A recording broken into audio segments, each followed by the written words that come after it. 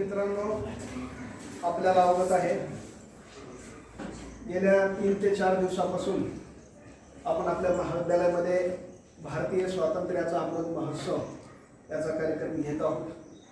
आज आपल्या महाविद्यालयामध्ये इतिहास विभागाच्या द्वारे आयोजित जो ऑगस्ट क्रांती दिनानिमित्तचा औचित्य साधून कार्यक्रम घेत आहोत.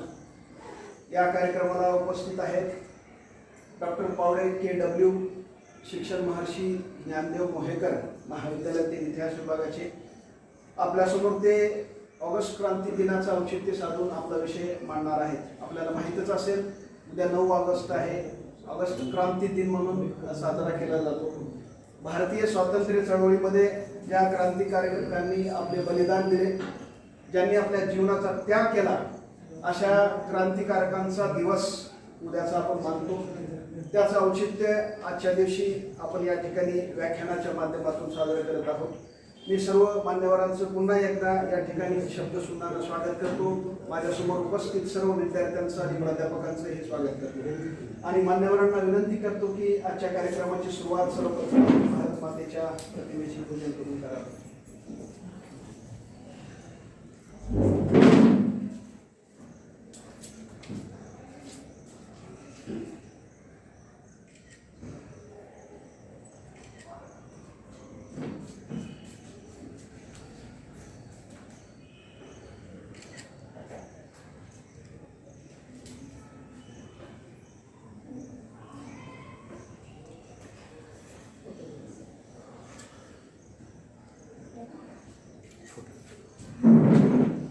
रवी सर या पुढे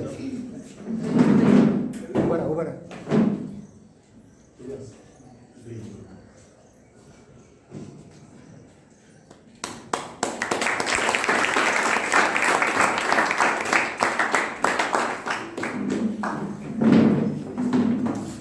आजच्या या कार्यक्रमाला उपस्थित आहेत व्यासपीठावर आपल्या महाविद्यालयाचे प्राचार्य डॉक्टर प्रशांत चौधरी सर, ज्ञानदेव मोहेकर महाविद्यालयाचे वावळे सर, आपल्या महाविद्यालयातील इतिहास विभाग प्रमुख डॉक्टर जयश्री कुलकर्णी, त्यांची सहकारी प्राध्यापक रवी कुलकर्णी सर, सर्व प्राध्यापक आणि विद्यार्थी. पुन्हा एकदा मी आपल्या सर्वांचं शब्दसुमनाने या ठिकाणी स्वागत करतो.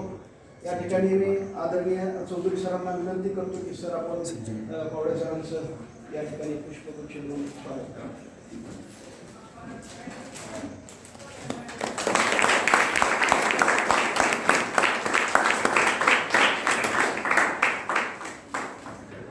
आदरणीय जयश्री कुलकर्णी मॅडमचंही आपण या ठिकाणी स्वागत करत आहोत आणि डॉक्टर प्रशांत चौधरी सरांचंही स्वागत करत आहोत. डॉक्टर प्रशांत चौधरी सरांचं स्वागत करण्यासाठी मी प्राध्यापक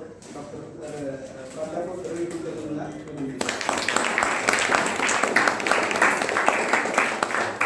मॅडमना विनंती करतो की जयश्री कुलकर्णी मॅडमचं आपण स्वागत करू.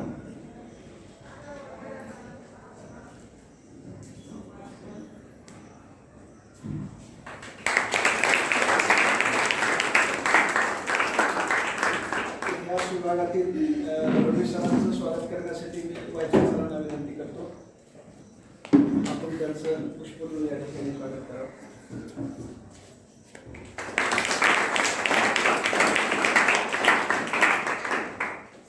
या स्वागत सत्कार समारंभानंतर आजच्या या ऑगस्ट क्रांती दिनानिमित्त होत असलेल्या व्याख्यानाचं प्रास्ताविक करण्यासाठी मी इतिहास विभाग प्रमुख डॉक्टर जयश्री कुलकर्णी मॅडम यांना विनंती करतो की आपण आजच्या कार्यक्रमाचं प्रास्ताविक करावं.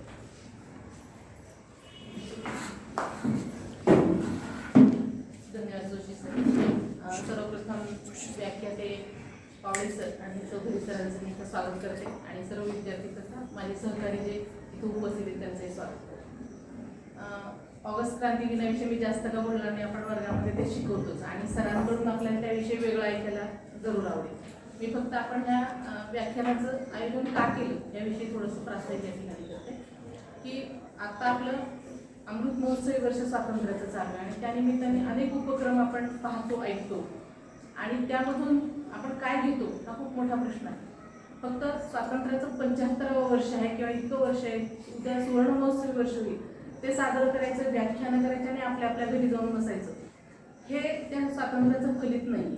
तर त्या स्वातंत्र्यासाठी ज्यांनी संघर्ष केला आणि ज्या पद्धतीने ते आपल्याला मिळालं ते स्वातंत्र्य टिकवण्यासाठी, तुम्ही म्हणाल आता कुठे आपण पारतंत्र्यात जाणार आहोत, पण स्वातंत्र्य हे फक्त शत्रूंनी आपल्या देशावर राज्य करणं, राजकीय स्वातंत्र्य पारतंत्र्य ह्या संकल्पना नाही आहे. सद्यस्थितीमध्ये आर्थिक पारतंत्र्य नावाची एक संकल्पना आलेली.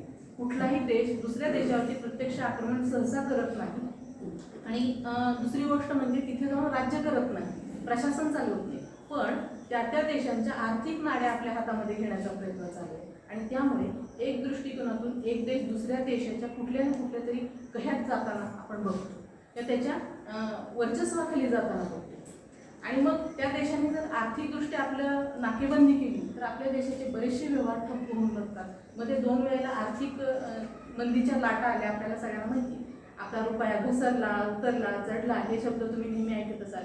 शेअर मार्केटमधली चढ उतार आता विद्यार्थ्यांना पण चांगल्या पद्धतीने माहीत झाली. आपल्याकडे पेट्रोलचे भाव किंवा कुठल्या वस्तूंच्या त्या आंतरराष्ट्रीय गोष्टींशी संबंधित असलेले जे भाव आहेत ते चढ उतार नेहमी होतात. आणि आपण आता सगळ्या संसदेतल्या किंवा आपल्या राजकीय क्षेत्राच्या सगळ्या गोष्टी लाईव्ह बघतो आणि त्याच्यामुळे तुम्हाला विद्यार्थ्यांना या गोष्टी, परंतु त्याच्यातून आपण काय समजून घ्यायचं आणि आपली भूमिका काय हे ठरवण्याची आज वेळ आली आहे.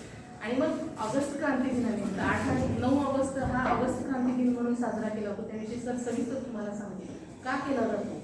ते स्वातंत्र्याचं एक विशिष्ट जे पर्व होतं, त्या पर्वामध्ये लोक कुठल्याही प्रकारचं भान न ठेवता व्यक्तिगत स्वतःचं स्वार्थ, स्वतःचं हित हा विचार न करता राष्ट्राच्या हितासाठी लढले आणि मेलेले आहेत. आणि मग आपल्याला तर आता हे काही गरज नाही ना, कुठे जाऊन आपल्या प्राणार्पणाची गरज नाही. म्हणजे सैन्याशिवाय आपण आपल्या देशांतर्गत राहणाऱ्या सामान्य व्यक्तीने कुठल्या पद्धतीचं योगदान देशासाठी दिलं पाहिजे हे आपल्याला कळावं. हे व्याख्यान आयोजनामागची भूमिका किंवा त्यामागे हा उद्देश होता की आपल्याला फक्त आपल्या बोलण्यामध्ये किंवा ऐकण्यामध्ये ह्या गोष्टी नको, तर त्या आपल्या कृतीमध्ये आल्या पाहिजे. मोठमोठ्याने व्याख्यानं देणं, टाळ्या मिळवणं म्हणजे काही त्या स्वातंत्र्याचा गौरव केल्यासारखं नाही आहे. तर ते स्वातंत्र्य उपभोगत असताना इतरांच्या स्वातंत्र्याचा सुद्धा सन्मान करणं आणि ते स्वातंत्र्य योग्य पद्धतीने टिकवण्यासाठी आणि ज्यांनी मिळवून दिले त्यांच्याप्रती कृतज्ञता व्यक्त करण्याची पात्रता आपल्या सगळ्याच्या अंगात यावी ही त्याच्यासाठी अपेक्षा आहे. आणि याच उद्देशाने आपण या ठिकाणी हे व्याख्यान ठेवलेलं आहे. तर मी माझ्या प्रास्ताविकाला इथेच विराम देते, कारण आपल्याला सरांचं आणि प्राचार्य सरांचं पण नंतर बऱ्यापैकी मनोगत ऐकायला वेळ मिळावा अशी अपेक्षा करते. धन्यवाद.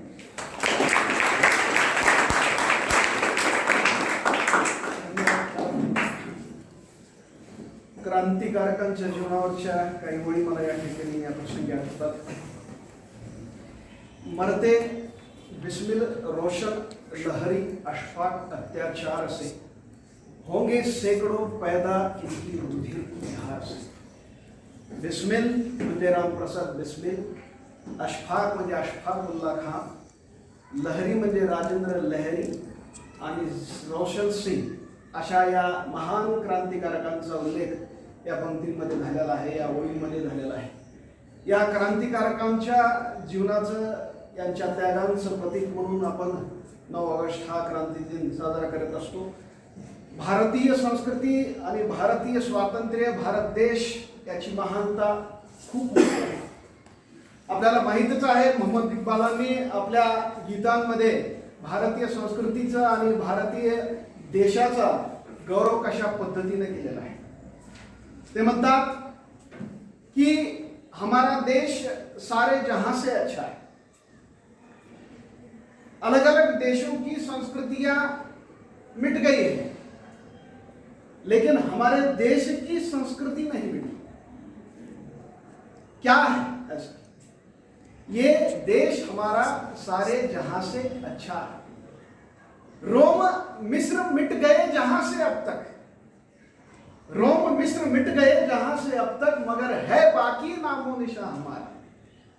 क्या बात है कि हस्ती मिटती नहीं हमारी, सारे जहां से अच्छा हिंदुस्तान हमारा.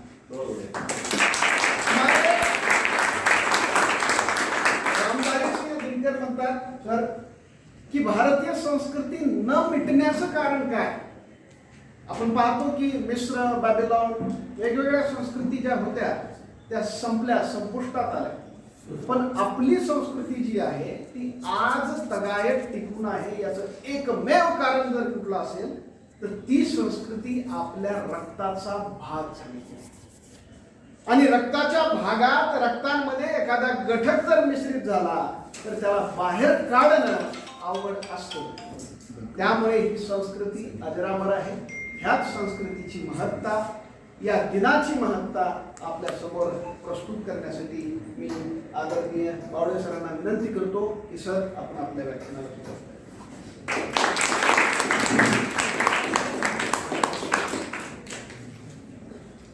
गणेश महाजन महाविद्यालयातील आदरणीय प्राचार्य सर, त्याच विभागाच्या विभाग प्रमुख कुलकर्णी मॅडम, तसेच महाविद्यालयातील शिक्षक आणि शिक्षक कर्मचारी, सर्वप्रथम मी सर्वांचा त्या ठिकाणी आभार मानतो की मला या ठिकाणी बोलवलं आणि एक विद्यार्थ्यांपुढं मनोगत व्यक्त करण्याची संधी उपलब्ध करून दिली. जास्त वेळ न घेता मला जो विषय दिलेला आहे व्याकरणासाठी 9 ऑगस्ट अर्थात क्रांती दिन, तुमच्या मनामध्ये प्रश्न पडल की सर 9 ऑगस्ट तर उद्या आहे आणि एक दिवस आधीच का करायचं. याचं कारण की 9 ऑगस्ट जरी उद्या असला तर 8 ऑगस्टला पंडित जवाहरलाल नेहरूंनी छोडो भारत अर्थात 9 ऑगस्टचा प्रस्ताव मांडला होता. म्हणून आज आपल्याला या ठिकाणी त्याची सुरुवात करायला काहीच अडचण नाही. हा दृष्टिकोन ठेवून या आजच्या व्याख्यानाला सुरुवात करतो. आज आपण स्वतंत्र भारताचे नागरिक म्हणून वावरत असतो. इथं बसलेले सगळेजण 18 वर्षे 17 वर्षे किंवा 18 वर्षे कंप्लीट होण्याच्या उंबरवट्यावर आहे. म्हणजे तुम्ही स्वतंत्र भारताचे नागरिक आहोत. आज कुणाला जरी विचारलं तर तुमच्यापैकी किती जणांना माहिती नाही की भारत कधी स्वतंत्र झाला. आहे का कोणी ज्याला माहिती नाही? विद्यार्थी नाही, बरोबर आहे. याचं कारण काय? 15 ऑगस्ट 1947ला आपल्याला स्वातंत्र्य मिळालं. पण या स्वातंत्र्याची बीजं त्या अचानकपणे रोवल्या गेली नव्हती, तर छोट्या छोट्या गोष्टीतून हे स्वातंत्र्य आपल्याला प्राप्त झालेलं आपल्याला दिसून येतं. तसा एक इतिहासकार म्हणतो की भारताचा इतिहास हा लढायांमध्ये हरलेला देशाचा इतिहास आहे. असं का म्हटलं जातं? अलेक्झांडर आला, राज्य करून गेला, हुन आले, शेख आले, यांनी आपल्यावर राज्य केलं. नंतर मुस्लिम सत्ता आल्या, मोहम्मद घोरी असेल, मोहम्मद गझनी असेल, बाबर असेल, ते आले, यांनी आपल्यावर राज्य केलं. आणि शेवटचं जे आपण स्वातंत्र्य मिळालं म्हणतो ते म्हणजे ब्रिटिशांच्या जोखडातून आपल्याला स्वातंत्र्य मिळालं. ब्रिटिश सुद्धा काय होते? परकीय होते. मग असे सर्व दाखले देत या ठिकाणी म्हटलं जातं की भारताला पराभवाचा इतिहास आहे. भारतावर राजवटी स्थापन होण्याचा इतिहास आहे. परंतु या बरोबरच ह्या स्थापन झालेल्या राजवटी उलटून टाकण्याचा इतिहास सुद्धा याच भारताचा आहे.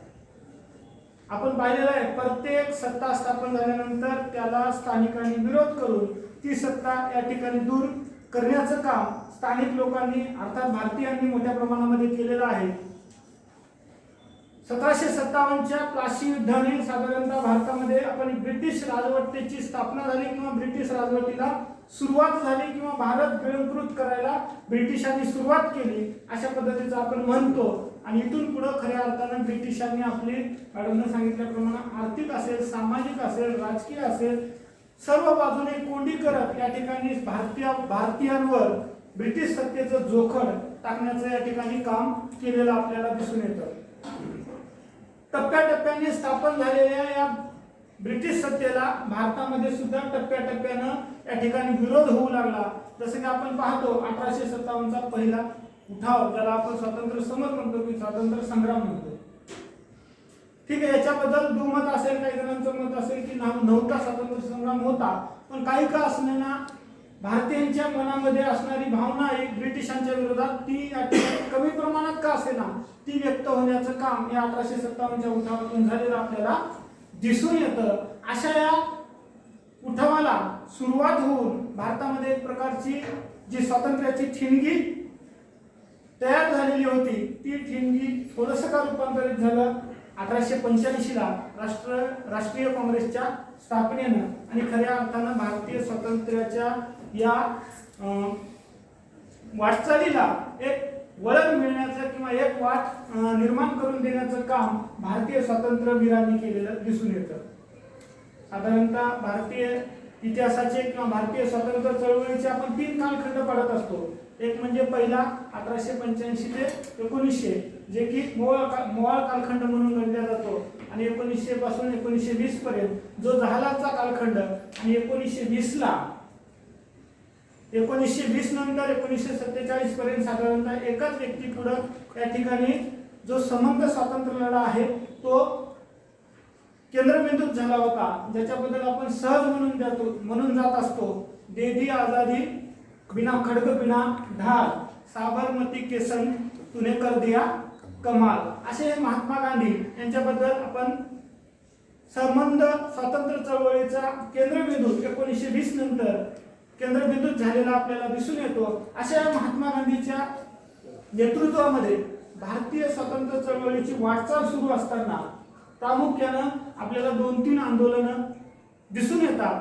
ते म्हणजे असहकार आंदोलन असेल, सविनय कायदेभंग असेल, त्याच्यानंतर व्यक्तिगत सत्याग्रह. ही प्रामुख्यानं आंदोलनं कमी अधिक प्रमाणात यशस्वी झाले किंवा नाही झाली हे जरी म्हणत असलं तरी जनमानसामध्ये या ठिकाणी एक प्रकारचं स्वातंत्र्य ही पेरण्याचं काम या आंदोलनाने केलं.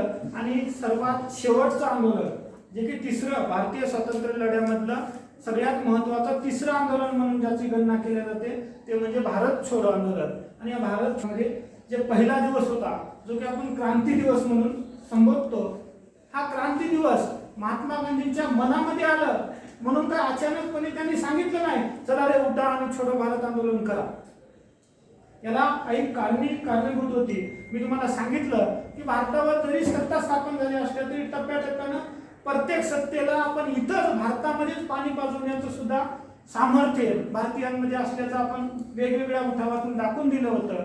आणि याच पार्श्वभूमीवर जे 1942चं जे आंदोलन सुरू झालं छोडो भारत आंदोलन, या आंदोलनामध्ये याची काही कारणं होती. अचानकपणे महात्मा गांधीच्या किंवा नेहरूच्या किंवा इतर कोणाच्या मनामध्ये आल्यामुळं हे आंदोलन सुरू झालं नव्हतं, तर याला एक पार्श्वभूमी तयार झाली होती. या आंदोलनाची पार्श्वभूमी चालू असताना आपल्याला थोडंसं मागे जावं लागेल. 1939 मध्ये जगामध्ये दुसऱ्या महायुद्धाला सुरुवात झाली होती. तुम्हाला कदाचित माहित असेल युद्धाची तीव्रता काय असते. मॅडमने उल्लेख केल्याप्रमाणे प्रत्येक जण आज कुठं ना कुठं शेअर मार्केटशी किंवा बाजारभावाशी निगडीत आहे. तर आपण पाहिलं काल परवा रशिया आणि कुठल्या राष्ट्राचं युद्ध चालू झालं, युक्रेनचं. त्याचा प्रभाव दिसून आला का नाही? सामान्य जनतेवर त्याचा प्रभाव दिसला की नाही? भलेही भारत त्याच्यामध्ये सामील नसला तरी युद्धाचा परिणाम दिसून येतो. तशाच पद्धतीनं दुसरं जागतिक महायुद्ध सुरू झालं आणि त्याचा भारतावर परिणाम दिसून येऊ लागला. त्याचा पहिला परिणाम असा झाला की जे दुसऱ्या महायुद्धामध्ये गट निर्माण झाले होते, एक म्हणजे मित्र राष्ट्राचा गट आणि दुसरा शत्रू राष्ट्राचा, ज्यामध्ये एका बाजूला इंग्लंड, फ्रान्स आणि अमेरिका होती आणि दुसऱ्या बाजूला जपान, जर्मनी आणि इटली. या दोघांमध्ये जेव्हा युद्धाला सुरुवात झाली तर अर्थातच युद्ध म्हणजे काय, एकूण एकाला फुलाचे गुच्छ देण्याचं युद्ध असते का? युद्ध हे प्रत्यक्ष हल्ला करण्याचा असतं. पुढच्याचा जो काही भूभाग आहे किंवा अजून काही असेल ते सगळी ताकद मिळवण्यासाठी केले गेलेलं युद्ध असतं. आणि या युद्धामध्ये जे ब्रिटिश साम्राज्याचं जे साम्राज्य होतं त्यावर दक्षिण आशियामध्ये सर्वात प्रमुख असणारा जो राष्ट्र होता तो म्हणजे जपान. या जपाननं काय केलं की पूर्ण जे रंगून आहे, त्याच्यानंतर मलेशिया आहे, या राष्ट्रांवर आक्रमण करत ब्रिटिशांचा भूभाग जिंकायला सुरुवात केली. त्यावेळेस भारतीयांच्या मनामध्ये एक भीती निर्माण झाली. काय निर्माण झाली भीती?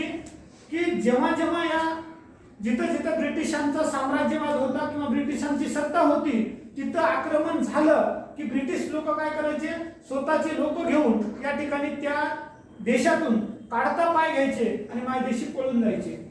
त्याचा परिणाम असा व्हायचा, जेव्हा जपानी लोकांचं आक्रमण यायचं किंवा जर्मन लोकांचं आक्रमण यायचं त्यावेळेस तिथल्या स्थानिक लोकांची मोठ्या प्रमाणामध्ये कत्तल केली जायची. यामुळं या ठिकाणी येणारी परिस्थिती क्रांतिकारकांनी किंवा महात्मा गांधी सारख्या नेतृत्वाने ओळखली आणि येणारं संकट दूर व्हावं म्हणून या ठिकाणी एक मागणी पुढे येऊ लागली की ब्रिटिशांच्या जोखडातून भारताला मुक्त केलं पाहिजे. त्याचबरोबर आपण पाहिलेलं आहे प्रथम अवस्थेमध्ये, पहिल्या महायुद्धाच्या प्रथम अवस्थेमध्ये मोठ्या प्रमाणामध्ये ब्रिटिशांचा या शत्रुराष्ट्राकडून पराभव होत होता किंवा यांना प्रत्येक ठिकाणी माघार घ्यावी लागत होती. जोपर्यंत अमेरिका या दुसऱ्या महायुद्धामध्ये उतरला नव्हता तोपर्यंत सगळ्या बाजूनी या ब्रिटिश सत्तेची अर्थात इंग्लंडची या ठिकाणी नामुष्की होत होती किंवा पिछेहाट होत होती. अशा अवस्थेमध्ये जे मित्र राष्ट्र होते त्यांना माहिती होतं की भारतामध्ये एक ताकद आहे, भारतीयांमध्ये एक ताकद आहे जे की युद्धामध्ये या शत्रू राष्ट्राबरोबर आपल्या सोबत हे भारतीय असणं गरजेचं आहे. म्हणून जे काही ब्रिटनचे दुसऱ्या महायुद्धातले जे सहकारी होते त्यांची अशी मागणी निर्माण झाली की कसंही करा, यांना भारतीयांना तुम्ही स्वातंत्र्यातून आपल्या जोगडातून मुक्तता करा, यांची स्वतंत्र द्या आणि या भारतीयांचे सगळे मन काय करा, आपल्या बाजूनी वळवून घ्या, जेणेकरून दुसऱ्या महायुद्धामध्ये भारतीयांचा आर्थिक, राजकीय आणि मॅन्युअली म्हणजे मनुष्यबळाचा या ठिकाणी आपल्याला सपोर्ट होईल आणि जेणेकरून आपण शत्रू राष्ट्राबरोबर युद्धासाठी सज्ज होऊ. अशा पद्धतीचा एक दबाव वाढायला लागला. त्याचबरोबर या काळामध्ये युद्ध चालू झाल्यामुळं तुम्हाला सांगितलं की ब्रिटिशांनी काय केलं, इथल्या अन्नधान्यावर जे काही भौतिक किंवा निकडीच्या गरजा होत्या जसं की मीठ आहे किंवा डाळी असतील किंवा तांदूळ असतील यावर मोठ्या प्रमाणामध्ये कर लावायला सुरुवात केली. त्यामुळं सामान्य लोकांना या दुसऱ्या महायुद्धामध्ये सहभागी नसताना सुद्धा युद्धाची झळ मोठ्या प्रमाणामध्ये बसू लागली. असे वेगवेगळे घटना होत असताना किंवा स्थानिकाचा आणि आंतरराष्ट्रीय दबाव असल्यामुळं ब्रिटिशांनी काय केलं, भारतीयांना या ठिकाणी आम्ही स्वतंत्र देऊ आणि भारतीयांना कसं स्वतंत्र द्यायचं यासाठी एक मिशन किंवा यासाठी एक समिती नेमण्यात आली, ज्याला आपण काय म्हणतो, कोणती समिती म्हणून, क्रिप्स समिती म्हणून या ठिकाणी उल्लेख केला जातो. या क्रिप्स मिशनने काय केलं, भारतामध्ये आले आणि भारतामध्ये ची परिस्थिती पाहिली आणि त्यांनी सांगून दिलं की भारताला जर स्वातंत्र्य दिलं तर भारतीय लोकांना या ठिकाणी भारतामधली सत्ता सांभाळण्याची अक्कल नाही, काय नाही, अक्कल नाही, हे शासन करू शकत नाही. त्याच्यानंतर मुस्लिम लीग असेल किंवा इतर धार्मिक दृष्टीनं जे लोक म्हणतात की आम्हाला वेगळा देश पाहिजे किंवा भारतातून वेगळी भूमी पाहिजे, अशा लोकांच्या मागण्या पूर्ण केल्याशिवाय भारतीयांना स्वातंत्र्य मिळणार नाही. अशा पद्धतीच्या या काही अटी या क्रिप्स मिशनने टाकल्या. त्याचा परिणाम असा झाला की भारतीयांना स्वातंत्र्य मिळणार नाही अशा पद्धतीचं चित्र स्पष्ट झालं. असं हे सगळं चित्र स्पष्ट झाल्यानंतर 14 जुलै 1942 रोजी महाराष्ट्रातल्या, विशेषतः या आंदोलनाचं केंद्र हे महाराष्ट्र आहे बघा, 9 ऑगस्ट क्रांती मैदान हे मुंबईचं ग्वालियर टँक मैदान आहे. म्हणजे भारताला स्वातंत्र्य मिळवून देण्यासाठीचं केंद्र हे महाराष्ट्र होतं म्हणलं तर वावगं ठरू नये.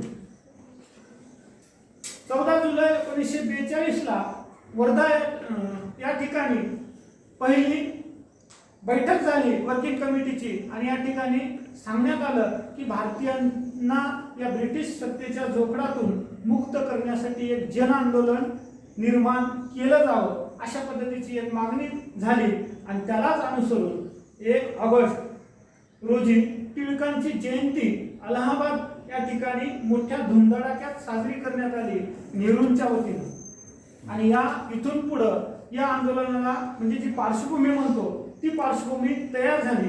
परंतु लक्षात असू द्या, नेहरूंनी सांगितलं होतं की आंदोलन म्हणजे दुधारी तलवार आहे म्हणून. आपण जे शेवटचं आंदोलन करायला कदाचित ब्रिटिश सोडून जातील आणि अचानकपणे जपानवाले येतील त्यावेळेस आपली परिस्थिती काय असणार आहे, या सगळ्या गोष्टींचा इत्तेमोल विचार करून हे आंदोलन सुरू करण्यात आलं होतं. टप्प्याटप्प्याने तुम्हाला नियोजन सुद्धा सांगेल की कशा पद्धतीनं कुठलीही गोष्ट भारतीय स्वातंत्र्य लढ्यामध्ये अचानकपणे वनवा पेटावी तशी झालेली नाही.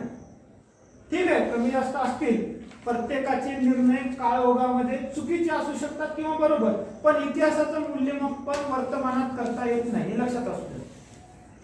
त्यावेळेसची परिस्थिती ती होती त्यामुळे ते निर्णय घेण्यात आले. कदाचित चुकीचे असतील, मी म्हणत नाही सगळे निर्णय बरोबर होते आणि सगळे चूक होते.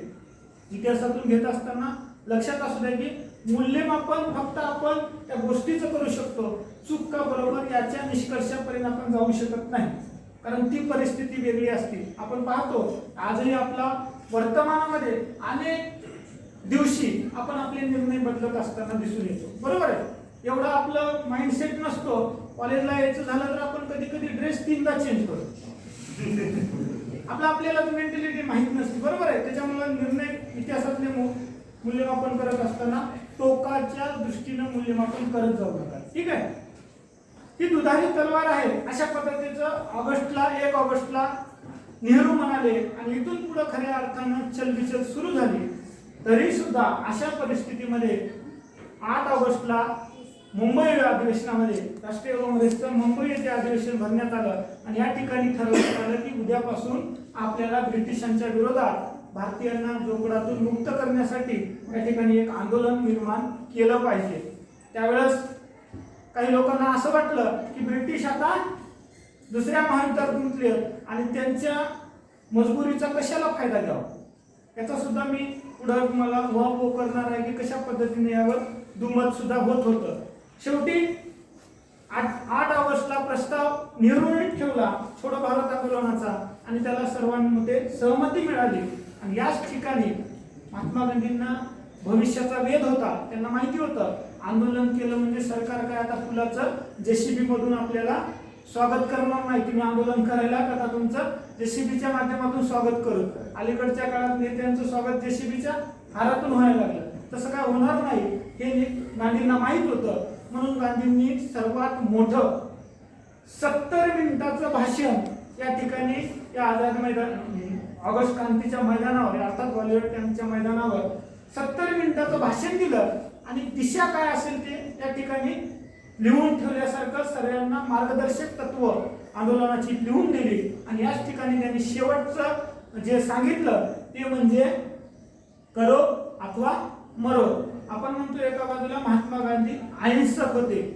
आतापर्यंत एक साधी चौराचौरीची घटना घडली आणि अगदी फ्लो मधलं असलेलं आंदोलन त्यांनी थांबवलं होतं. पण शेवटच्या टप्प्यामध्ये महात्मा गांधींनी सुद्धा करा अथवा मरा म्हणजे भारतीयांना जर तुम्हाला स्वातंत्र्य मिळवायचं असेल त्यासाठी लढा द्या. शेवटचा टप्पा म्हणून मेलात तर हरकत नाही, पण भारतीयांना स्वातंत्र्य मिळवायचं असेल तर तुमच्या पुढे दुसरा पर्याय नाही. अशा पद्धतीचं एक शेवटचं वाक्य या ठिकाणी करा किंवा मरा अशा पद्धतीचा एक संदेश देऊन या क्रांतीची सुरुवात महात्मा गांधींनी केलेला आपल्याला दिसून येते. या भाषणामध्ये त्यांनी सांगितलं, आपण असहकार चळवळीमध्ये सांगितलं होतं महात्मा गांधींनी की सरकारी पदाचा त्याग करा. पण यावेळेस महात्मा गांधींनी काय सांगितलं, सरकारी पद कुणीच सोडायची नाही. सरकारी पद कुणीच सोडायची नाही. का पगार मिळतो म्हणून? अजिबात नाही. यदा कदाचित भारतीयांना स्वातंत्र्य मिळालं तर सरकारी पद कसं चालवावं हे आपल्याला माहिती होणार नाही आणि प्रशासकीय यंत्रणा बंद पडल. म्हणून तुम्ही तुमच्या जागेवर या ठिकाणी सरकारी पदावर राहायचं, पण जे काही भारतीय आंदोलन आहे त्याबद्दल स्वतःची निष्ठा या ठिकाणी प्रगट करायची. अर्थात आंदोलकाला एक प्रकारे मूक संमती द्यायची. त्याच्यानंतर सैनिकांना उद्देशून त्यांनी सांगितलं की तुम्ही सैन्यामध्येच राहा, ब्रिटिशांच्या वतीनं सैन्यामध्ये राहा, सैनिकी पदाचा राजीनामा देऊ नका. भारतीय स्वातंत्र्यासाठी सैनिकी पदाचा राजीनामा द्या असं असहकार चळवळीच्या वेळेस म्हणाले होते. पण आता सांगितलं की तुम्ही देऊ नका. का? जर बंदुका खाली ठेवल्या तर बंदुकीला गंज लागल आणि ब्रिटिश आपल्याला सोडून गेल्या गेल्या जपान आपल्यावर आक्रमण करत. त्यावेळेस आपल्याकडे मिलिटरी पाहिजे ना जपानवाल्यांचा सामना करण्यासाठी. म्हणजे पहा 70 मिनिटाचंच भाषण आहे. एका बाजूला हे आंदोलन कुठल्याही नेतृत्वाविना लढलं गेलं अशा पद्धतीचं आपण म्हणतो. पुढं लक्षात येईल तुमच्या की कुठलंही नेतृत्व नव्हतं, स्थानिक नेतृत्व आहे. एक 17 वर्षाची लेडी आंदोलनाचं नेतृत्व करते आणि 72 वर्षाची गांधी बुडिया सुद्धा आंदोलनाचं नेतृत्व करत असते. असे वेगवेगळे आपल्याला संदर्भ या आंदोलनाच्या माध्यमातून दिसून येतं. पण याचं मूळ कुठं होतं पहा, त्या 70 मिनिटाच्या गांधीच्या भाषणामध्ये त्यांनी सांगितलं सैनिकांना राजीनामा देऊ नका. विद्यार्थ्यांच्यासाठी सांगितलं तुम्हाला वाटत असेल स्वतःवर कॉन्फिडन्स असेल, अभ्यास करू शकता तुम्ही, तर तुम्ही स्वतःच्या कॉलेजचा त्याग करा, शाळा सोडा अथवा शाळा कॉलेज सोडू नका.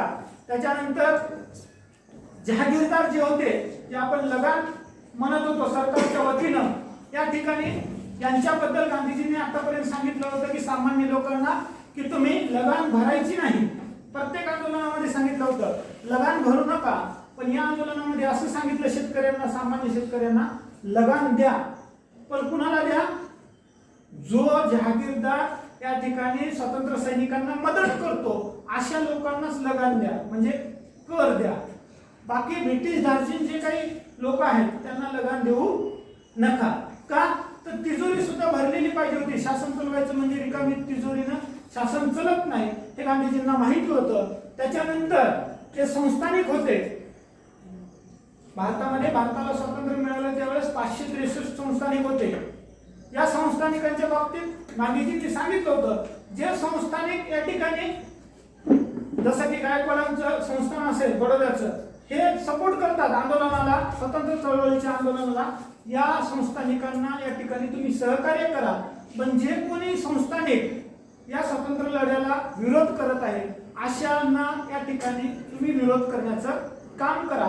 अशा पद्धतीचा एक कार्यक्रम या ठिकाणी तयार केला आणि आंदोलनाची पुढची दिशा म्हणजे दुसरा दिवस उजाडणार त्याच्या अगोदरच त्यांनी समंत आंदोलनाची रूपरेषा आखून दिली होती. महात्मा गांधींनी आंदोलनाची दिशा पूर्णतः या 70 मिनिटाच्या भाषणामध्ये एक प्रकारचं साचेबंद केली होती, अशा पद्धतीचं आपल्याला म्हणावं लागेल. प्रत्यक्ष 9 ऑगस्ट आंदोलनाचा दिवस होता, तो दिवस उजडला. ही म्हणजे जे काही भाषण होतं वगैरे, भाषण किंवा कार्यक्रम होता जे काही आंदोलनाचा, तो आंदोलनाचा कार्यक्रम हे ब्रिटिशांना अगोदरच माहिती झाला होता. म्हणून या ठिकाणी या लोकांनी, ब्रिटिश लोकांनी या क्रांतिकारकांच्या विरोधामध्ये एक ऑपरेशन 0 आवर, तुम्हाला वेगवेगळ्या परीक्षेसाठी सुद्धा विचारलं जातं की कुठलं ऑपरेशन छोडो भारत आंदोलनादरम्यान आखण्यात आलं होतं. 0 आवर आंदोलन, 0 आवर ऑपरेशन हे आंदोलकांना काय करण्यासाठी होतं? अटक करण्यासाठी किंवा या ठिकाणी नजर कैद करण्यासाठी होतं. या माध्यमातून प्रत्यक्ष जे काही नेतृत्व होतं राष्ट्रीय काँग्रेसचं किंवा आंदोलकाचं, या ठिकाणी यांना संबंध लोकांना ब्रिटिशांकडून काय करण्यात आलं होतं? अटक करण्यात आलं होतं. महात्मा गांधींना आगा खान पॅलेसमध्ये या ठिकाणी नजर कैद करण्यात आलं. राजेंद्र प्रसादला पटण्याच्या जेलमध्ये ठेवण्यात आलं. अहमदनगरच्या किल्ल्यामध्ये या ठिकाणी नेहरूंना ठेवण्यात आलं. म्हणजे स्थानिक लोकांना हजारीबाग जेलमध्ये या ठिकाणी जयप्रकाश नारायण यांना ठेवण्यात आलं. म्हणजे जे स्थानिकचं नेतृत्व आहे किंवा जे काही नेतृत्व आहेत मेन त्यांना संबंध लोकांना या ठिकाणी ब्रिटिशांनी एक प्रकारचं जेलबंद केलं किंवा नजरबंद केलं. अशा परिस्थितीमध्ये प्रत्यक्ष आंदोलनाचा दिवस उजडला. ही सगळी परिस्थिती मी आंदोलनाच्या सकाळची सांगितलेली आहे, म्हणजे जे काही अटक झालेली आहे. पण प्रत्यक्षामध्ये आंदोलन सुरुवात व्हायला या ठिकाणी अरुणा असफ अली या लेडीनं या ठिकाणी सगळ्यात पहिल्यांदा अग्रक्रम घेतला. या आंदोलनाचं वैशिष्ट्य असं आहे, सगळ्यात जास्त भारतीय स्वातंत्र्य लढ्याच्या आंदोलनामध्ये सहभागी होणाऱ्या महिलांची संख्या जर पाहिली तर या आंदोलनामध्ये सगळ्यात जास्त आहे. अरुणा असफ अली तिनं काय केलं म्हणसाल, तुम्ही म्हणसाल कुठून भाषण वगैरे न देता जे आझाद मैदान आहे मुंबईचं, जिथून या आंदोलनाची पार्श्वभूमी तयार झाली होती किंवा ठराव पास झाला होता, त्या मैदानावर या ठिकाणी झेंडा फडकवण्याचं काम या अरुणा असफ अलीनी या ठिकाणी केलेलं आपल्याला दिसून येतं. म्हणजे एक लेडीज आहे आणि ती स्वातंत्र्यामध्ये कुठेही मागे नसलेली आपल्याला दिसून येतं. अशा पद्धतीचं एक आंदोलन सुरुवात झाली. उषा मेहता आणि बाबूभाई या 2 व्यक्तींनी, ह्या 2 व्यक्ती मुंबईच्याच होत्या, त्यांनी प्रामुख्याने काय केलं असेल तर गुप्तपणे रेडिओचं संचलन केलं. तुम्हाला मी यापूर्वी सांगितलं सगळे नेते गायब आहेत, म्हणजे नजरबंदीत आहेत किंवा कैदेत आहेत. अशा वेळेस लोकांना संबोधन करण्यासाठी किंवा लोकांमध्ये उठावाची भावना निर्माण करण्यासाठी रेडिओचा मोठ्या प्रमाणामध्ये उपयोग करण्यात आला. आणि या रेडिओचं संचलन या ठिकाणी कोणी केलं? उषा मेहता आणि बाबूभाई या 2 व्यक्तीनं प्रामुख्यानं केलं. आणि राममोहन लोहिया या व्यक्तीनं सर्वात महत्त्वाचं या आंदोलनामध्ये रेडिओवरून जे काही आंदोलक होते किंवा भारतातील सर्वसामान्य जनता होती यांना या ठिकाणी मोठ्या प्रमाणामध्ये एक स्वातंत्र्य प्रेरणेसाठी किंवा स्वातंत्र्य लढ्यासाठी प्रेरित करण्याचं काम केलेलं आहे. असं होत होत पूर्ण भारतभर या आंदोलनाचं काय झालं, लोण पसरलं. खेड्यापाड्यामध्ये हे आंदोलन सुरुवात झाली. मोठ्या प्रमाणामध्ये लोक या आंदोलनामध्ये उतरले आणि सरकारी कार्यालयावर या ठिकाणी धाडी टाकण्यात आल्या. आणि आज आपण हर घर झेंडा जे म्हणतो, प्रत्येक कार्यालयावर तिरंगा ध्वज फडकवण्याचं काम या आंदोलनामध्ये आंदोलकांनी केलेलं आपल्याला दिसून येतं. म्हणजे सरकारी कार्यालयावर झेंडा फडकवायचा, सरकारी मालमत्तेचं मोठ्या प्रमाणामध्ये नुकसान करायचं, जसं की रेल्वे असं रेल्वेचे उकडून टाकायचे. पोलिसांचे खून सुद्धा या ठिकाणी मोठ्या प्रमाणामध्ये गोळीबार झाल्यामुळं किंवा चिडून लोकांनी केलेलं आपल्याला दिसून येतं. तार यंत्रणा मोठ्या प्रमाणामध्ये तोडण्यात आली.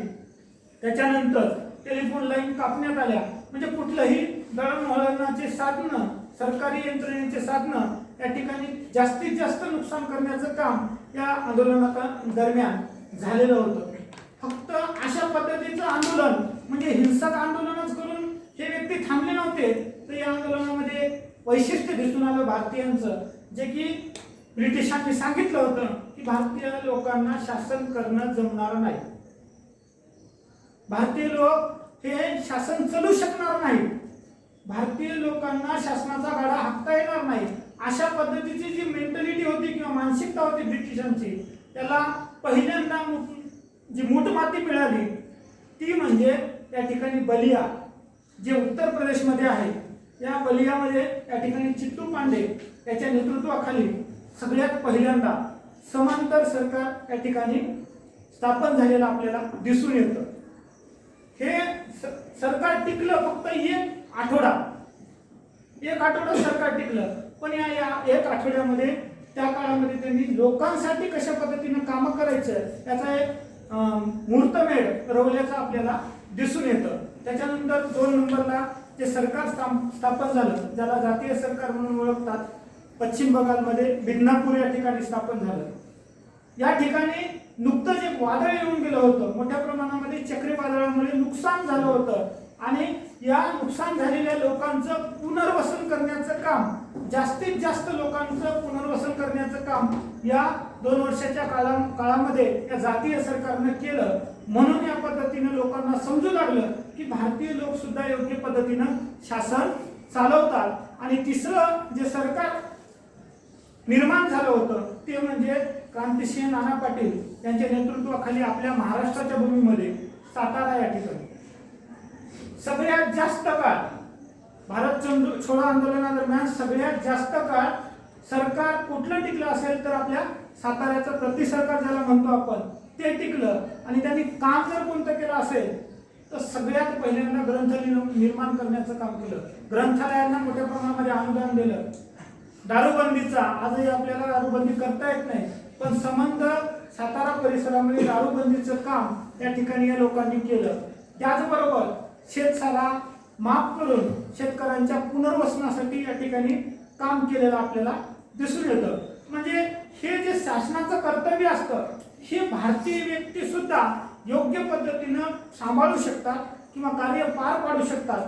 अशा पद्धतीची एक दिशा ब्रिटिशांना किंवा जगाला दाखवण्याचं काम त्या काळामध्ये या सरकारच्या माध्यमातून आपल्याला झालेलं दिसून येतं. हे सगळं होत असताना तुम्ही म्हणाल ब्रिटिश शासन काय करत होतं? प्रश्न आहे ना. भारतीय लोक चालले मोठ्या प्रमाणामध्ये आंदोलन करायलेत, रूळ उकडायलेत, टेलिफोन लाईन कापायलेत, सरकारी कार्यालयावर कब्जा करायलेत. त्यावेळेस ब्रिटिशांनी काय केलं असेल तर ब्रिटिशांनी बेछूट असा गोळीबार करण्याचं काम सुरुवात केलं. मोठ्या प्रमाणामध्ये लोकांना बिना चौकशी, संबंध असो अथवा नसो, प्रत्येक व्यक्तीला उचलून त्या ठिकाणी ज्याच्यावर शंका असेल त्याची चौकशी नाही, डायरेक्ट त्याला उचलायचं आणि जेलमध्ये टाकायचं. कुणाला हद्दपार करायचं किंवा एखाद्या व्यक्तीला त्या ठिकाणी जेलमध्ये टाकून कुठल्या तरी राष्ट्राच्या सीमेबाहेर त्या ठिकाणी पाठवून द्यायचं. अशा पद्धतीचं एक प्रकारचं अत्यंत अत्याचारी अन्यायी धोरण या ब्रिटिश सत्तेनं त्या ठिकाणी केलेलं आपल्याला दिसून येतं. अशा या आंदोलनाची दिशा सुरू असताना ब्रिटिशांकडून आंदोलन दाबण्यासाठी पूर्ण पद्धतीनं दबाव असताना अशा परिस्थितीमध्ये महिलांचं फक्त 1-2 उदाहरण देतो तुम्हाला की कशा पद्धतीनं महिलांनी या आंदोलनामध्ये सहभाग घेतला होता. 8 सप्टेंबर या ठिकाणी 8 सप्टेंबरला एक रॅली निघाली होती. या रॅलीमध्ये 3 व्यक्तींचा गोळीबारामध्ये मृत्यू झाला. त्या विरोधामध्ये 28 सप्टेंबरला पोलीस स्टेशनच्या विरोधामध्ये रॅली निघाली आणि या रॅलीचं नेतृत्व केलं होतं मतंगिनी हजरत या स्त्रीनं याचं नेतृत्व केलं होतं. परंतु ही 72 वर्षाची असणारी स्त्री नेतृत्व करत असताना पोलिसांनी गोळीबार केला आणि या गोळीबारामध्ये ही स्त्री त्या ठिकाणी वीरमरण पत्करलं किंवा धारातीर्थी पडली. तिचं वय होतं बघा 72 वर्ष, जिला आपण गांधी बुडिया म्हणून इतिहासामध्ये ओळखतो. त्याच्यानंतर कनकलता बर्वा ही जी स्त्री होती तिचं वय होतं 17 वर्ष. आता विचार करा कोणाच्या वयाची असेल. 17 म्हणजे तुमच्यासारखी 17 वर्षाची असणारी ही स्त्री या ठिकाणी पोलीस स्टेशनवर तिरंगा ध्वज लावण्यासाठी जाते आणि मोठ्या प्रमाणामध्ये गोळीबार होतो आणि या गोळीबारामध्ये ती सुद्धा धारातीर्थी पडते. अशा पद्धतीचं या ठिकाणी आंदोलनामध्ये अनेक स्त्रियांनी अनेक पुरुषांनी या स्वतःच्या जीवाची बलिदान दिल्याचं आपल्याला दिसून येतं. एक सरकारी आकडेवारी सांगतो थोडक्यामध्ये आणि थांबतो. जी काही सरकारी आकडेवारी आहे त्याच्यामध्ये 940 लोक गोळीबारामध्ये मरण पावले, 1,500च्या वर जखमी झाले, 2,000 साधारणतः लोक नजरकैदेत होते आणि 3,000च्या वर जेलमध्ये होते. ही सगळी कुठली आहे? सरकारी आकडेवारी आहे. याच्यावर विश्वास ठेवायचा की नाही हे तुम्ही पाहायचं. अशा पद्धतीचं हे आंदोलन होतं. या आंदोलनाचे थोडक्यात परिणाम काय दिसून येतात? आतापर्यंतची जे आंदोलन झाली होती ती आंदोलन स्थगिती करण्यात आली होती. पण हे एकमेव आंदोलन आहे जो की महात्मा गांधींनी सुरुवात केलं पण कुठेही हे आंदोलन थांबवण्याचा आदेश किंवा थांबवण्याची विनंती जनतेला, जसं की आपण मी तुम्हाला सांगितलं 74 घटनेनंतर महात्मा गांधींनी सांगितलं होतं की असहकार चळवळ थांबवा. पण हे आंदोलन कुठेही महात्मा गांधींनी सांगितलेलं दिसून येत नाही की आंदोलन थांबवा. असं हे आंदोलन, या आंदोलनाला एक प्रकारचं ऊर्जा मिळावी म्हणून असं 31 दिवसाचं महात्मा गांधींनी आमरण उपोषण केलेलं आपल्याला दिसून येतं.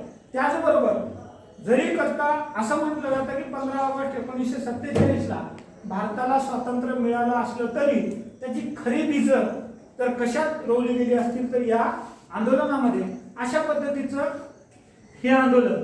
पण या आंदोलनादरम्यान काही लोकांनी या आंदोलनाला विरोधही केलेला आपल्याला इतिहासामध्ये नमूद आहे.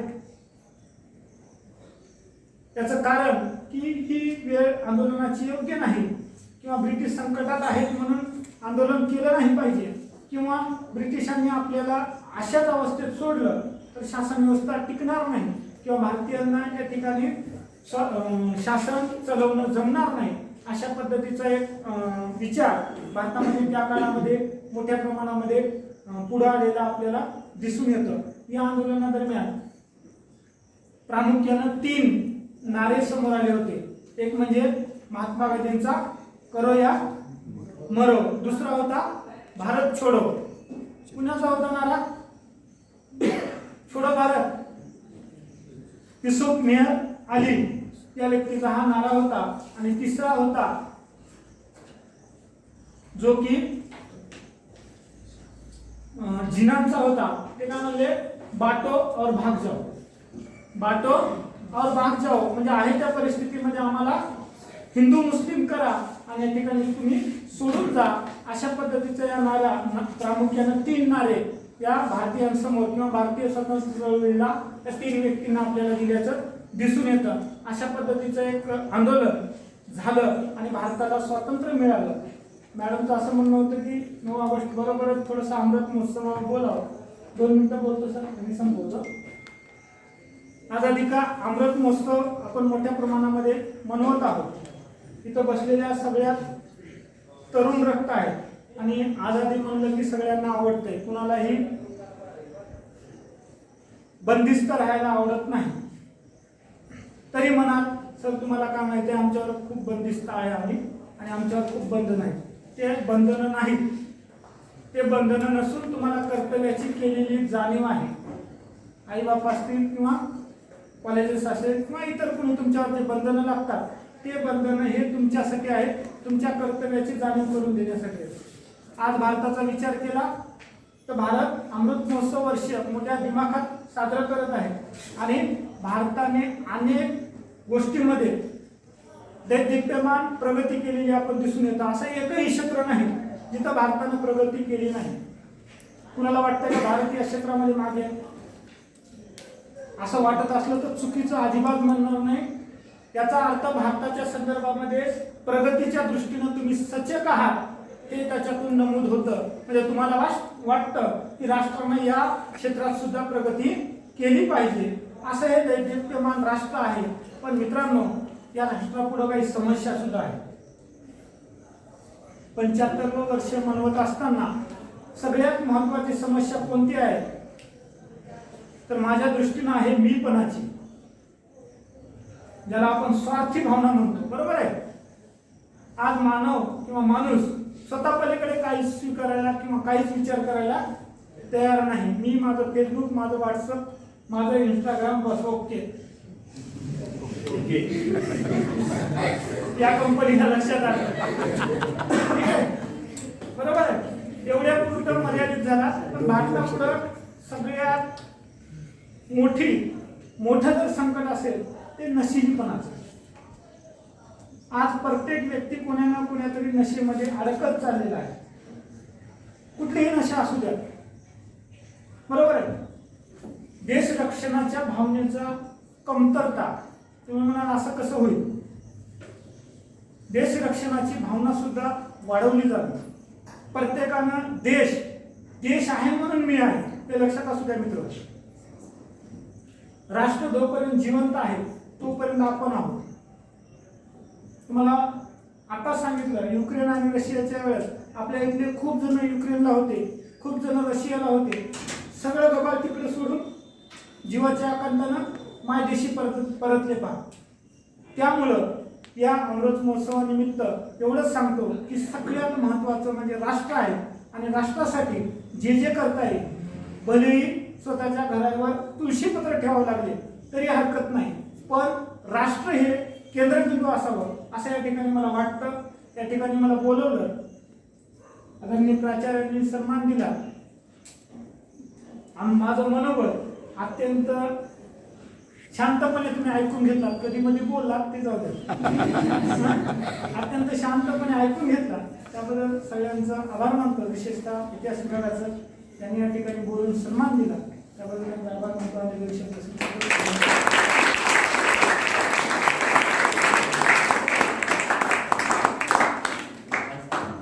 ऑगस्ट क्रांती दिनाचं महत्त्व, ऑगस्ट क्रांतीची चळवळ आणि भारतीय स्वातंत्र्याचा अमृत महोत्सव अशा विविध पैलूंना आदरणीय पावडे सरांनी स्पर्श केलेला आहे. आदरणीय पावडे सर शिक्षण महर्षी ज्ञानदेव मोहेकर महाविद्यालयामध्ये इतिहास विभागात कार्य करतात. बोलू नका, शांत राहा. सरांनी विविध विषयावर आत्तापर्यंत इतिहास विभागाच्या अंतर्गत व्याख्यान दिलेले आहेत. सरांचे 26 आलेख प्रकाशित आहेत. सरांनी सेट, PhD ज्या पदविका आहेत त्या प्राप्त केलेल्या आहेत. त्यांच्या संशोधनाचा जो विषय आहे तो म्हणजे मराठा सत्तेच्या पराभवाची कारणमीमांसा संबंधी वा खरे शास्त्री व त्र्यंबक शेजवलकर यांचे लिखाण एक ऐतिहासिक अभ्यास. अशा व्यासंगी आणि उत्तम पद्धतीने आपले विचार मांडणारे डॉक्टर पावडे सर, पुन्हा एकदा सरांचे मी या ठिकाणी धन्यवाद व्यक्त करतो. आपला अनमोल वेळ सरांनी या ठिकाणी आमच्यासमोर दिला. सरांनी भारतीय अमृत महोत्सवाची आणि त्याला होऊ घातलेल्या काही प्रसंगांची आणि काही विषम बाबींची देखील या ठिकाणी मांडणी केली. या प्रसंगी मला त्यांच्या या वैचारिक आणि सामाजिक विषमतेवर एका कवीच्या ओळी आठवतात, मी आपल्यासमोर सादर करतो. कारण खरं तर भारत महासत्ता होणं हे अमृत महोत्सवाचं एक फलित आहे. आणि आर्थिकता जोपर्यंत भारत देशाला प्राप्त होत नाही तोपर्यंत भारत महासत्ता होईल की नाही याबद्दल संदिग्धता आहे. एक कवी म्हणतात, सध्याची परिस्थिती पाहून की सामाजिक म्हणा की राजकीय म्हणा, श्वानों को मिलता वस्त्र दूध, श्वानों को मिलता वस्त्र दूध, भूखे बालक अकुलाते हैं. श्वानों को मिलता वस्त्र दूध, भूखे बालक अकुलाते हैं. माँ की हड्डी से चिपक ठिठुर जाड़ों की रात बिताते हैं. स्त्रियों की लज्जा बसन बेच जब ब्याज चुकाए जाते हैं. मालिक जब तेल फुलेलों पर पानी सा द्रव्य बहाते हैं. पापी महलों का अहंकार तब देता मुझको आमंत्रण. आजची ही अशी परिस्थिती थोडक्यात आहे असं आपण म्हणू शकतो, असं मला वाटतंय. सरांचं पुन्हा एकदा या ठिकाणी मी धन्यवाद व्यक्त करतो आणि आजच्या कार्यक्रमाचा अध्यक्षीय समारोप करण्यासाठी आपल्या महाविद्यालयाचे आदरणीय प्राचार्य यांना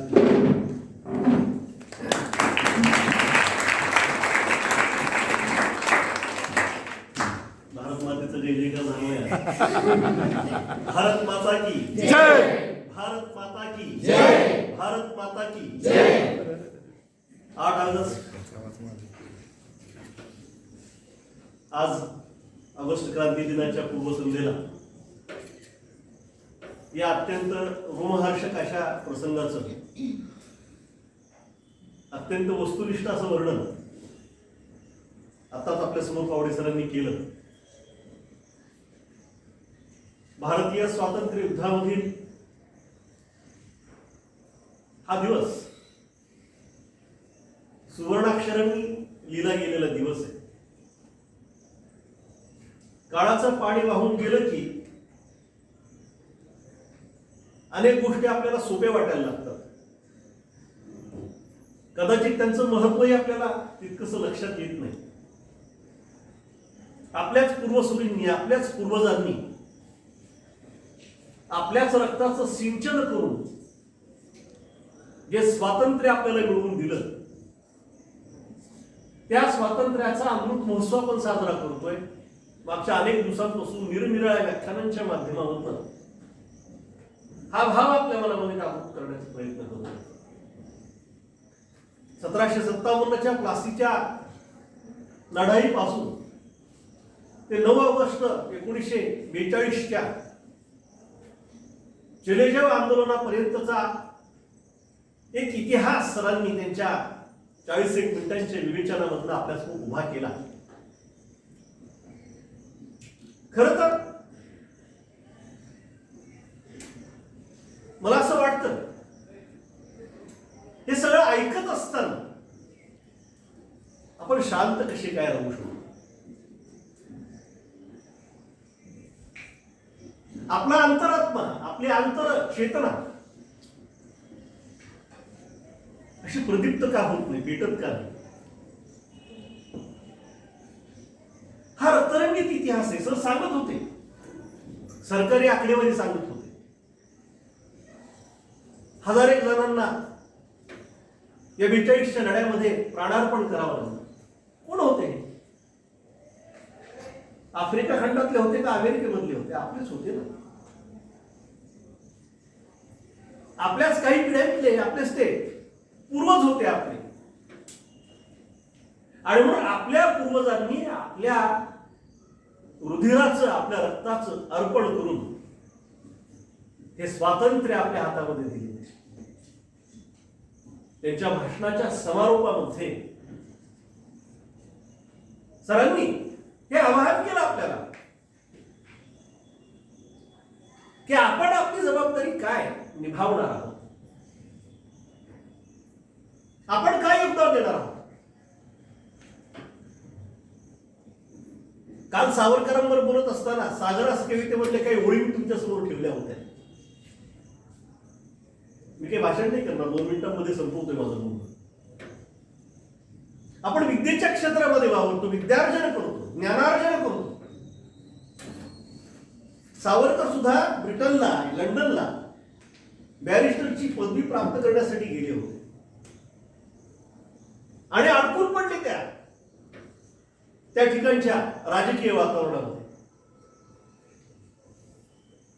त्या ओळी अशा आहेत, गुणसुमने मी वेचियली या भावी. गुणसुमने, ज्ञान यासाठी प्राप्त मी केलं. कशासाठी प्राप्त केलं? गुणसुमने मी वेचियली या भावे की तिने सुगंधा घ्यावी. तिने म्हणजे भारत माते. जरी उद्धरणी व्ययन तिच्या हो साचा. माझ्या ज्ञानाचा, माझ्या विद्वत्तेचा, माझ्या व्यासंगाचा, माझ्या कर्तृत्वाचा, माझ्याकडे जे जे काही आहे त्याचा माझ्या मातृभूमीच्या उद्धारासाठी उपयोग होत नसेल तर का उपयोग आहे? जरी उद्धरणी व्ययन तिच्या हो साचा. हा व्यर्थ भार विद्येचा भुलविने व्यर्थ हे आतारे. बहु जीवलग गमती चित्तारे. हे सरितपते जी सरितारे. सरितेचा म्हणजे नदीचा पती कोण? तुम्ही कल्पना आहे. सरितपते, सरितेचा पती, सरितेचा नवरा, सरितेचा प्रियकर कोण आहे? तो समुद्र. समोर खवळलेला समुद्र आहे आणि सावरकर त्याला त्या समुद्राला सांगते शेवटी, हे समुद्रा तुझी प्रियतमा जी नदी, त्या नदीची तुला शपथ मी घालतो. हे सरितपते जी सरितारे तद्विरहाची शपथ घालितो तुझला सागरा प्राण तळमळ. ही भावना आपल्या देशभक्तांची, ही भावना, ही वेदना, हा आक्रोश आपल्या मनामध्ये निर्माण व्हावा आणि आजच्या परिस्थितीमध्ये आपण असे ज्ञानार्थी व्हावेत, असे विद्यार्थी व्हावेत की परत एकदा आपल्या भरतभूमीला ते पुनर्वैभव आपण प्राप्त करून द्यावं. या दृष्टीने हे विषयाचं विवेचन या ठिकाणी होतं. सर, अतिशय आपण नेमकेपणानं आपला विषय ठेवला. आपलं मी मनापासून अभिनंदन करतो आणि आपली रजा घेतो. धन्यवाद.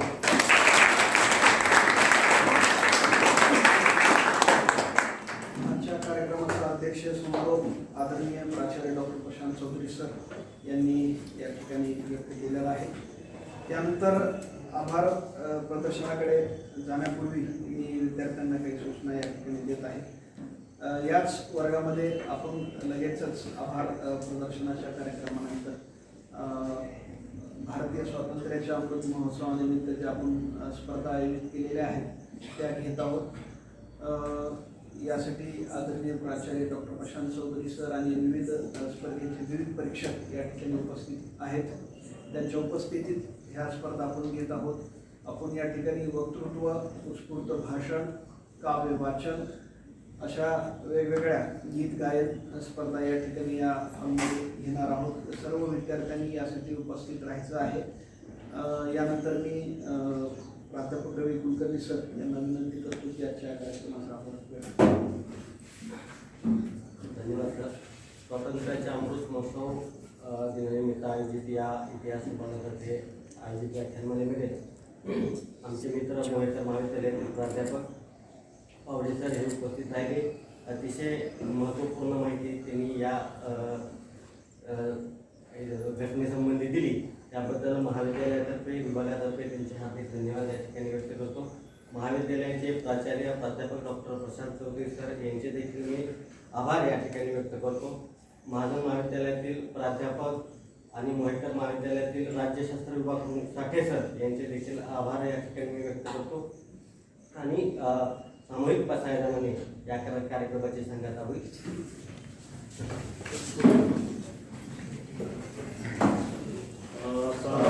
विश्वात्मके देवे येणे वाग्यज्ञ तोषावे तोषो निमजरावे वसाय दानये जे फळांची व्यंकटी सांडो तया सत्कर्मी रती वाढो भूता परस्परे जळो मैत्र जीवनांचे दुरितांचे तिमिर जावो विश्वस्वधर्म सूर्ये पाहो जो जे वांछितो ते लाहो प्राणी जात वर्षत सकळ मंडळी ईश्वर निष्ठांची मांडी आळी अनवरत भूमंडळी भेटतो भूता चला कल्पतरूचे आरव चेतना चिंतामणीचे गाव बोलतेचे अर्णव पीयूषांचे चंद्रमेचे आलांछन मार्तंडचे तापहीन ते सर्वाही सदा सज्जन